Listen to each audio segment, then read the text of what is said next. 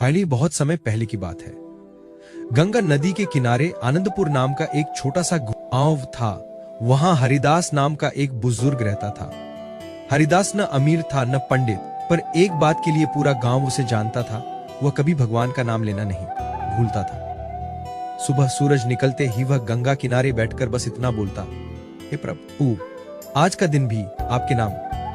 गांव के लोग कहते, नाम लेने से पेट नहीं भरता। कोई हंसता, कोई मजाक उड़ाता, पर हरिदास चुप रहता। एक साल गांव में भयंकर अकाल पड़ा।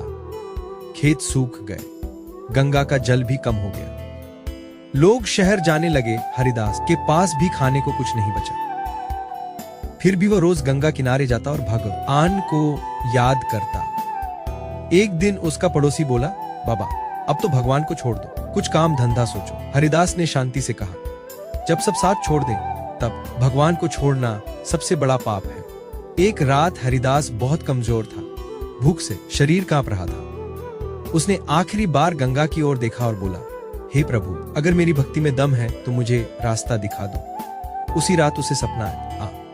सपने में भगवान शंकर आए, चेहरा तेज से चमक रहा था। उन्होंने कहा, हरिदास, कल सूरज निकलने से पहले मंदिर के पुराने कुएं के पास जाना। हरिदास ने कुछ नहीं पूछा। सुबह गांव वाले बोले, कुएं में क्या रखा है, वह तो सूख चुका है। पर हरिदास लाठी लेकर धीरे धीरे कुएं तक पहुंचा। उसने जैसे ही कुएं के पास बैठकर भगवान का नाम लिया, कुएं से मीठा जल निकल आया। इतना जल कि पूरे गांव की प्यास बुझ गई। लोग दौड़ते हुए आए, सबके चेहरे पर हैरानी थी। गांव का सबसे अमीर आदमी बोला, बाबा, ये चमत्कार कैसे हुआ? हरिदास मुस्कुराया और बोला, ये चमत्कार नहीं, भगवान का दिया हुआ समय है। जो इंतजार करता है उसे देर से सही मिलता जरूर है। सबा की आंखें नम हो गई। अगर भरोसा सच्चा हो तो भगवान देर से आते हैं, पर खाली हाथ नहीं लौट आते।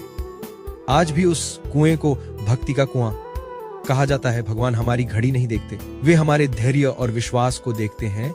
जो